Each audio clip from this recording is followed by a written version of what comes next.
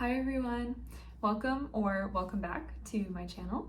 My name is Heather, for those of you who might be new here, and this is knitting update number 4. So in these types of videos, I typically walk you through what I've been working on recently and some future projects that I might be hoping to get started on.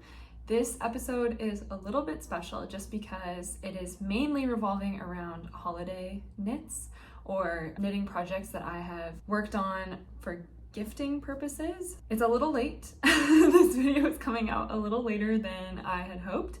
I have been super busy with getting back to school and haven't really had too much knitting time to work with, let alone time to film a video. So I'm excited to be filming this now and kind of getting back into the swing of things and having some time to put toward knitting. So I think the majority of the projects I'll be chatting to you about today are things that I have knit to give to my friends or loved ones. And also some of my future knitting plans are because I was gifted certain knitting related items that I will be using in the new year. So if you're interested in seeing a pretty holiday knit themed video, stick around. We'll be talking all about that today.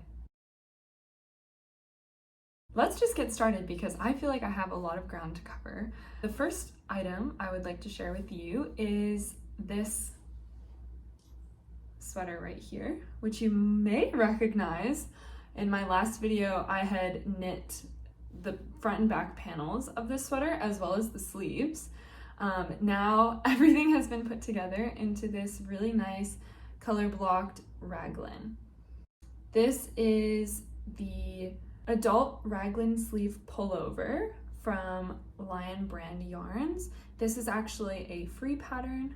I should mention this is version 2 of the adult raglan sleeve pullover knit in case you would like to knit one yourself. So I knit this sweater for my partner and overall I'm fairly happy with it. He has put it on and it looks really good on him. The only thing I am not 100% happy with is the neckline.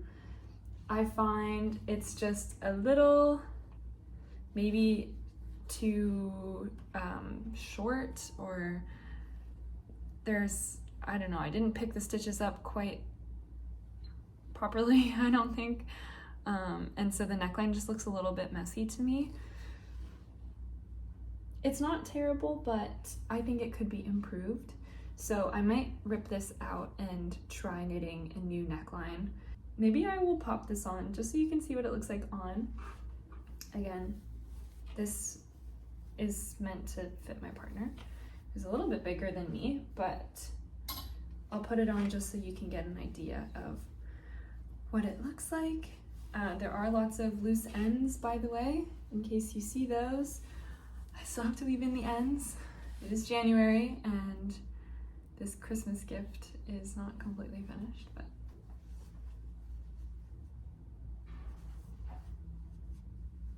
I think overall it looks really nice. It is a little bit shorter, I would say, than some of my partner's other shirts that he might wear under this sweater. So it looks weird with a shirt sticking out underneath, but as long as he kind of tucks his shirt in, it looks fine. And it is quite comfortable, very cozy. And I'm actually really happy with the way the color blocking turned out. I was a little nervous because I had a limited amount of yarn for knitting this sweater, but as you can see, when I have my arms down by my sides, the color blocks match up pretty well from the body to the sleeves. So overall, I am quite pleased with the way this has turned out. So I just have to figure out the neckline. I actually liked how the neckline looked before I picked up stitches to knit the ribbing. The knit fabric just sort of curled over a little bit, and I actually kind of liked the way that it looked. So anyway, I'll probably rip this neckline out and see what I can do. If you have any thoughts or suggestions for what kind of neckline to add to this sweater, please let me know. But yeah, this is what my very first ever raglan pullover looks like. So maybe I'll show you the seams. I realized that when I had knit the panels flat that when I did the decreases on either side of the sleeves and sort of like the shoulders, I don't remember exactly how or why this happened, but I had a little bit of a bump on one side and not the other. I'm not sure if there's any visible evidence left now that I have, yeah, okay, so these kind of lines here, that was a mistake, but I find that now that the sweater has been put together, it's not super obvious. It's definitely visible if you're looking for it, but it's not obvious enough that it makes the sweater look horrible. So we're gonna just roll with that. And I think it's sort of interesting. It's like a little detail, but it is not symmetrical. So that's a little bit of a problem, but yeah, we'll just, it adds character to the sweater. As I mentioned, I knit the pieces for this sweater flat. So I knit the front and back panels as well as the two sleeves flat. And I remember in my last video, I was explaining how confused I was about the construction of the raglan, and it did end up all kind of coming together in the end. I did a lot of research and found that not all raglan sweaters are constructed the same way. So I was really confused about this pattern and how to put this sweater together. But as you can see, it did work out in the end. So I used the mattress stitch to kind of sew my different pieces together, which worked really beautifully, I think. The only problem that I just realized is that maybe I pulled it a little too tight, but overall, I think it works. So yeah, that is my Lion Brand Yarn adult raglan sleeve pullover knit version 2 with color blocking complete.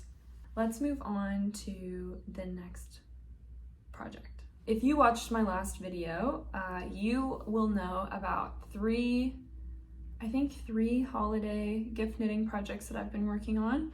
The first is the Rhyolite sock in that really beautiful Puzzle Tree Yarns sock yarn in the color Free Range.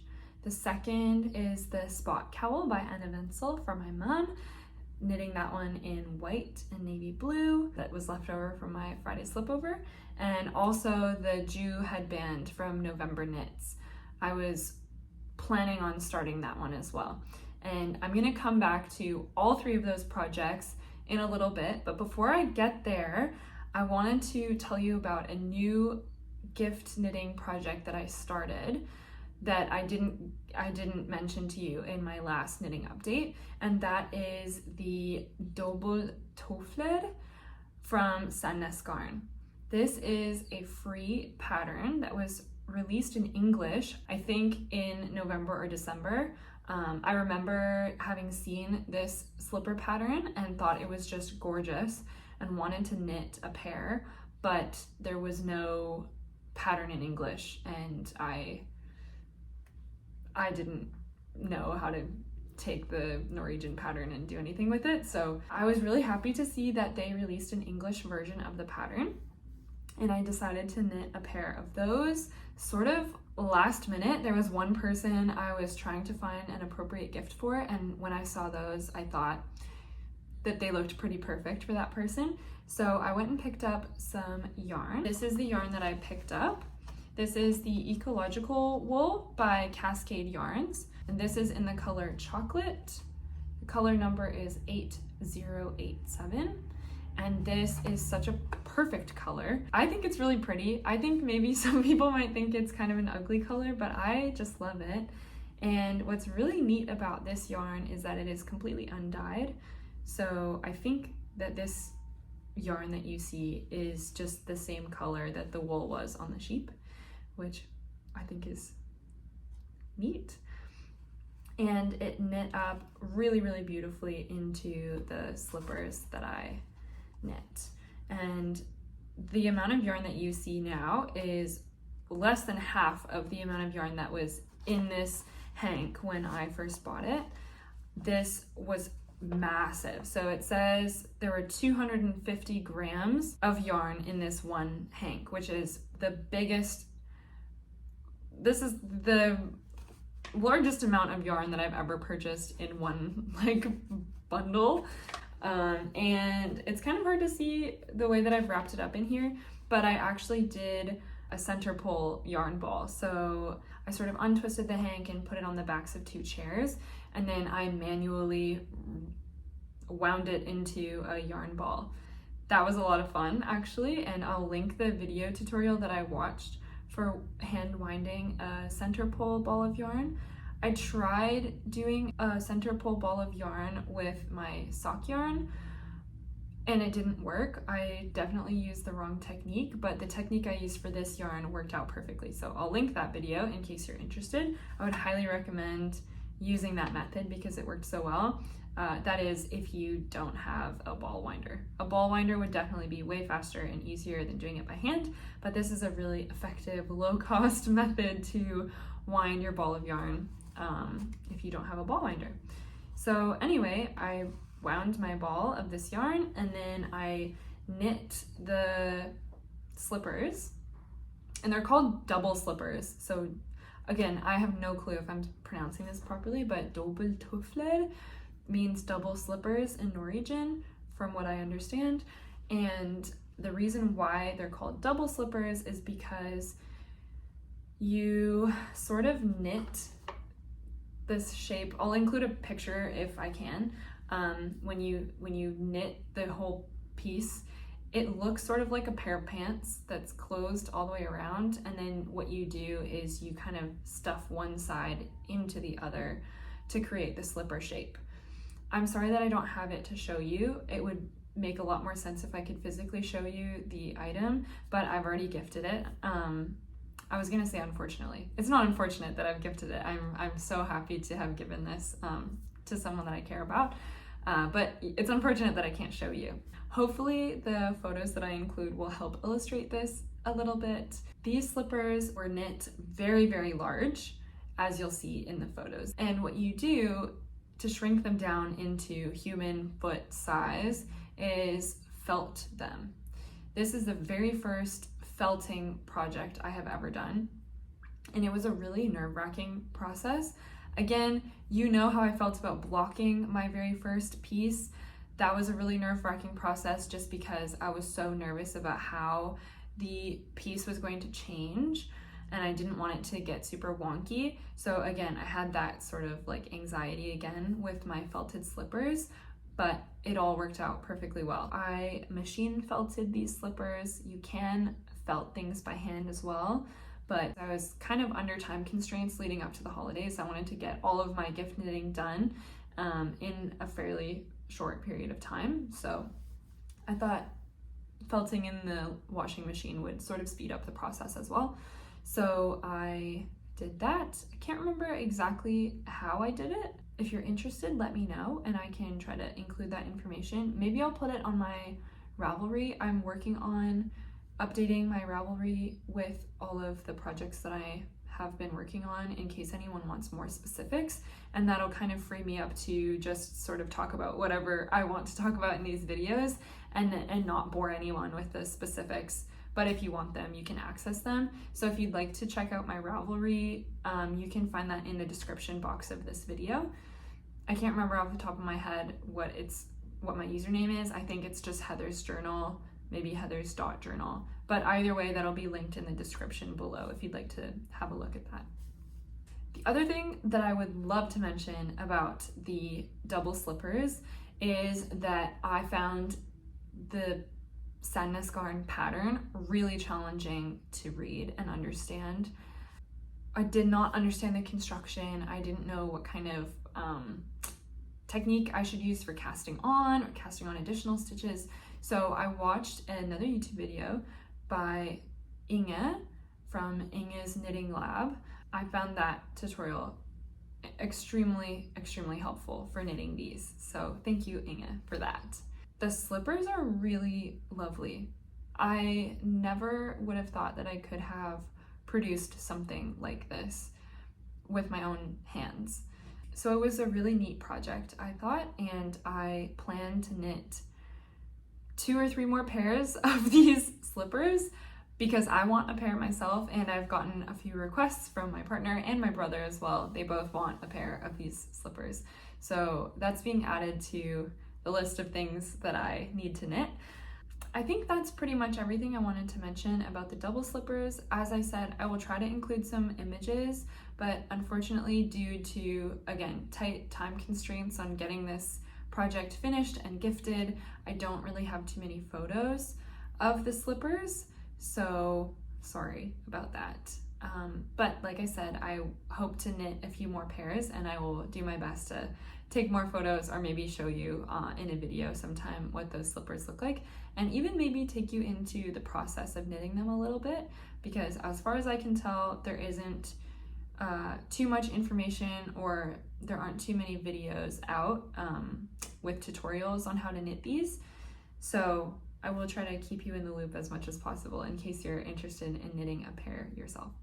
I think from there, let's jump to the Rye socks.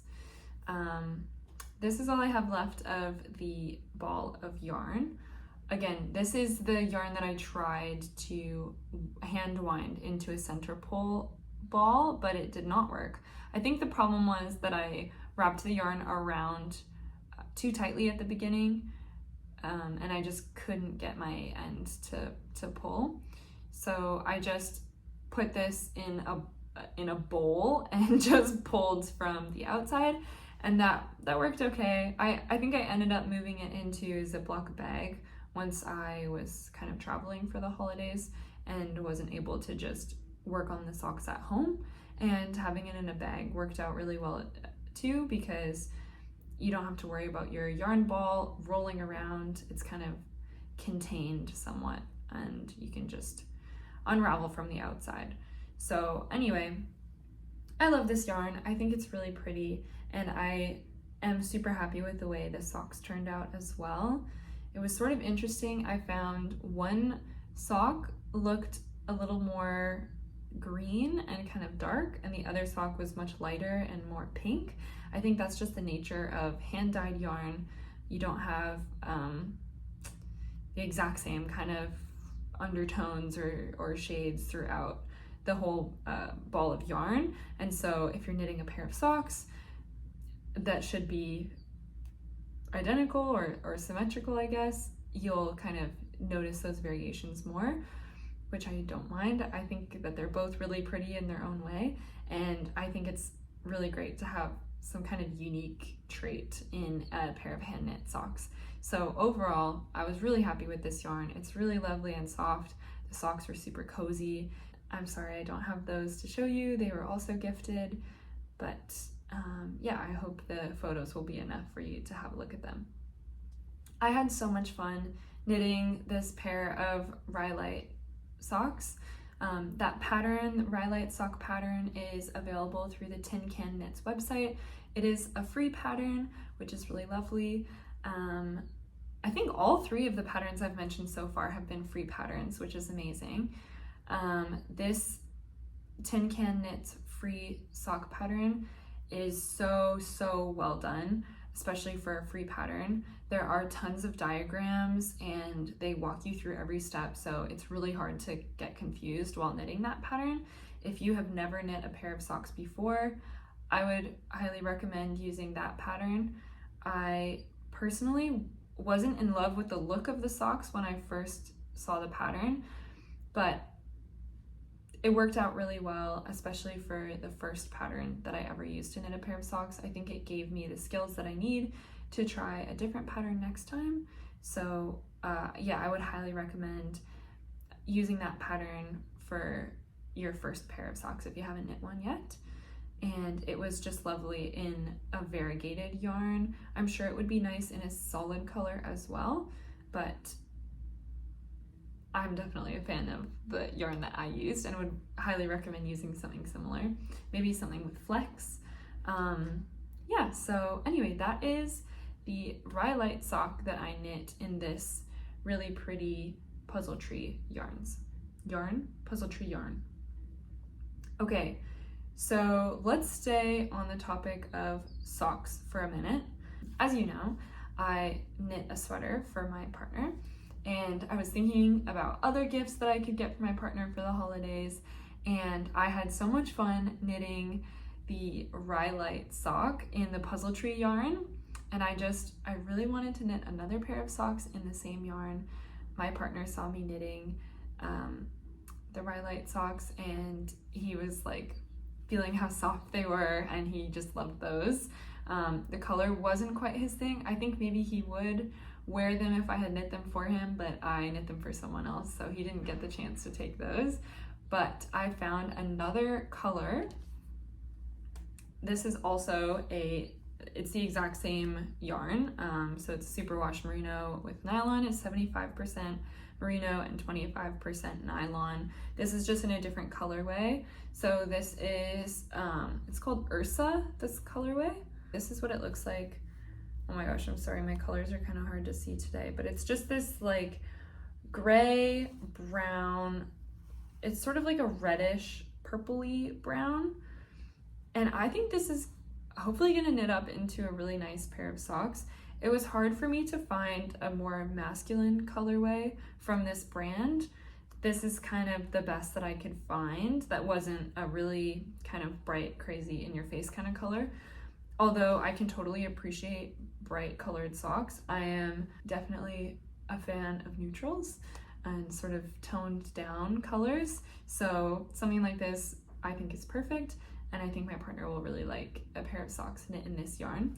So this is one of the gifts that I gave my partner for Christmas, and I promised that he would get a pair of socks at some point, and he's been asking about them, so I think I should probably get started on this project sometime soon. But as you'll see in a few minutes, there are a couple of gift knits that I still haven't finished. It is the end of January as I'm filming this video. I'm sure it'll come out at the beginning of February. And yeah, there are 2 gift knitting projects that I still haven't finished. So those are my top priorities. I need to get those done and given to their respective recipients. I feel really, really terrible that I didn't finish those gifts on time, but it's a lesson to me. I think that I bit off a little more than I could chew this year, especially since I just got back into knitting. I don't know, maybe 6 months ago. I didn't fully understand how long projects really take. For the longest time, I was just knitting one thing at a time, and I thought, oh, I've been knitting a lot, I must be getting better, I'm getting faster, I can handle knitting more projects. And to a certain extent, that was true. I'm really proud of myself for how much I was able to accomplish. But again, I had too high expectations, and unfortunately, a couple people still haven't received their Christmas gifts because of that. So I need to, I think, one, be more realistic with my knitting plans and how many projects I decide to take on. And I also need to start working on gifts much sooner. I think I started gift knitting a little too late for what was really reasonable. So yeah, those are 2 lessons that I will keep in mind for next year. And I will be showing you those 2 gift knits that I haven't quite finished yet in a moment. But before we get there, I just want to wrap up with socks. So I got a sock yarn from my mom for Christmas this year, and this is it. It's this really pretty kind of pink, purple, cream yarn. My lighting is a little yellow, so things are looking a bit warmer than they are in real life. Maybe it's better if I show it to you over here, I'm not sure. But anyway, this is the Fibrelya. I'm not really sure how to say this brand, but this is their sock yarn. And as you can see, there are 2 separate kind of balls of yarn included in here. And that is because each ball is for 1 sock. and you start both balls of yarn at this kind of place where they've both been tugged out. And apparently the way that this yarn is wrapped, you should have identical socks at the end, as long as you start the yarn in the right place and your knitting tension is even, your socks should be identical. So I'm really interested to see how this project turns out, see how identical the socks are.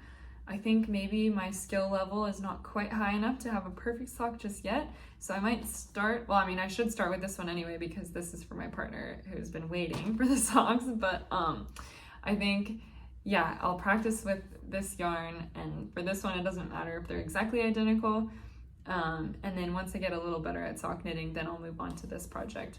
I'm not exactly sure what these are gonna look like when they're finished. I think they might be striped, but we'll see. So that's an exciting one as well. So thank you for this yarn. Okay, so that's it for socks.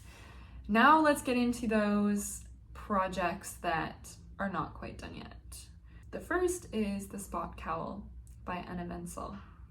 I was so excited about this project, and I think it's really gorgeous. This is for my mom, and I feel really, really, really terrible that I didn't finish it on time. Yeah, but alas, I am working through it. So let me show you what the Spot Cowl looks like right now. Here it is. Okay, I just remembered that you haven't seen like any of this yet. I think in my last video, I had only just cast on and maybe knit the first few rows of the ribbing. So you can see I've got my whole colorwork pattern down, and I've even knit down into the, I don't know what you call this, like flap, the neck flap or the back flap. So this is a neck warmer, well, a cowl. Maybe I'll just put it on. Again, it's gonna look weird with this shirt, but I think this might be the first time I've put this on. Some ends. Okay, so this is kind of the idea. And this, sorry, it's kind of sitting weird right now because it still has the circular needle inside. But the idea is that this sort of like ribbed flap will tuck in underneath your jacket that you put over top of it. So it'll be nice and warm. This cowl is my very first ever colorwork project. And this is stranded colorwork. I think there are a couple different types of colorwork you can do in knitting. This one is, I think, called stranded because I was holding both colors throughout the entire kind of project. Overall, like I'm really happy with the way that this color work kind of turned out. I think it's really neat. I noticed there were two places where I accidentally used the navy blue where I should have used white, and I hid both of those places actually just by taking a little bit of my white yarn and adding a duplicate stitch over top. So I just found one here. This stitch here, I had messed that up. It is navy blue underneath, if you can see that, but I just took a strand of my white yarn and the mohair and just duplicate stitched over top to kind of hide that a little bit. So yeah, there are a couple places where I had to do that, but from afar, you can't really tell. So overall, I think it's a really, really beautiful colorwork pattern. I love this pattern that Anne Ventzel created. So I think I might be knitting another one of these at some point, or as you know, I would love to knit the spot sweater. So you'll probably see this pattern again at some point in the future. One thing that is a little bit concerning about this spot cowl, at least the way that I knit it, is that the top ribbing really wants to fold over. So you can see it's happening here. I'm not like trying to make that happen, it just happens automatically. Yeah, both of them are kind of doing that. So I'm not sure exactly why that's happening. I kind of suspect it has something to do with my tension. I don't know if my tension is maybe looser in the ribbing and tighter in the color work.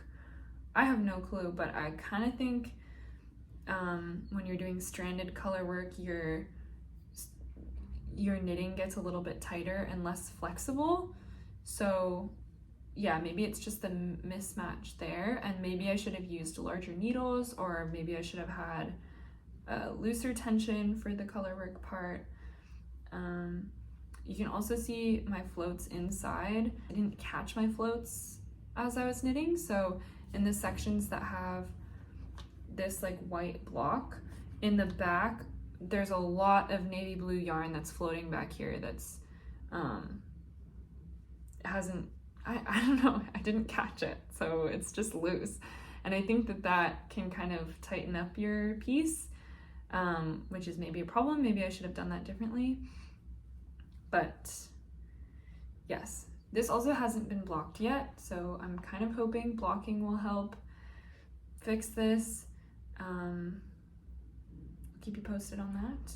And I do still have to add the other kind of like back piece. I can't remember if it's the front or back that I have left, but I've only done half of it. So the only other thing that is a little bit of a concern with this is I think I messed this flap up. I think it's meant to be longer.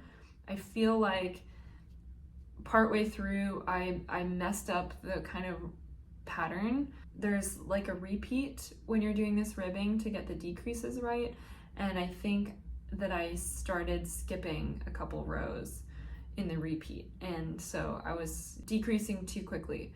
So I think it's shorter than it's meant to be. I might have to fix that, but again, like I said, this is already overdue.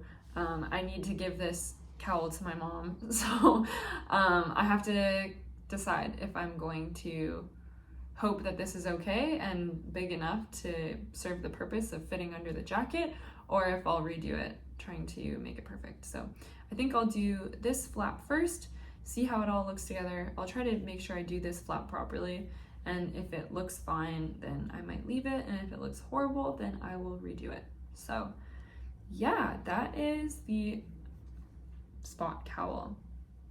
The only other project that I wanted to update you on in today's video is the Joo Headband from NovemberKnits. I also decided to knit that headband as a gift this season, and my plan was to knit that headband with the leftover yarn from my Spot Cowl. I realized I don't have enough yarn because I still have the whole other flap to knit, and I won't have enough yarn left for both, which is fine because I actually kind of test knit a little bit of the Joo Headband, and I found that I don't really like it in this yarn in the white color. I think I'm gonna do something gray instead. So this yarn here is another yarn that I actually got for someone as a Christmas gift.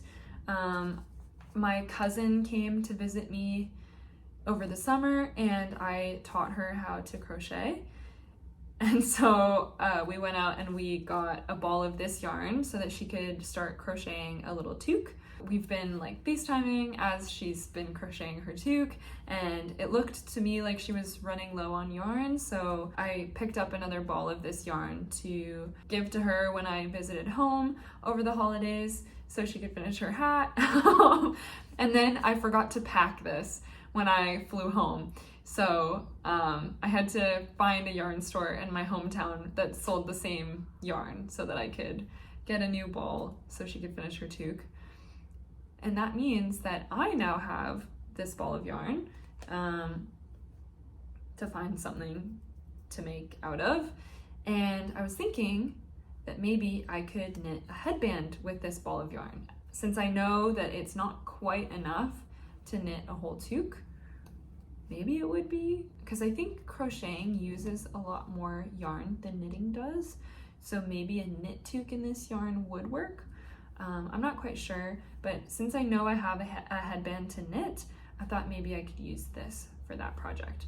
The only thing is that the Joo Headband pattern by NovemberKnits is a DK weight pattern, and this is the Drops Air, and this is what's this, medium thick? What is that? And let's see, 17 stitches in 10 centimeters is the gauge. Yarn group C. I can't remember off the top of my head what that means, but I think this is closer to a worsted weight. Worsted? Is that right? I'm gonna have to just Google this. 1 second. Okay, I just double checked the DropsDesign website, and yes, this Drops Air is a worsted weight yarn. So I think this is a little bit heavier or thicker than what I really should use to knit the Joo Headband. So not really sure. Maybe I'll find a different pattern, or maybe I'll just kind of like freehand a headband in this yarn. Not really sure how it would turn out, but it could be really pretty. So yeah, I might try to do that with this yarn. I probably wouldn't have purchased it for myself, so it's actually kind of nice in a way that I accidentally left this at home. Don't worry, my cousin still got her ball of yarn. I just had to pick it up there instead of bringing it from here. So yeah, I'm pretty excited to knit with this. It is baby alpaca and merino wool. So I think this will be really soft and lovely for a headband. So I will keep you posted on this as well.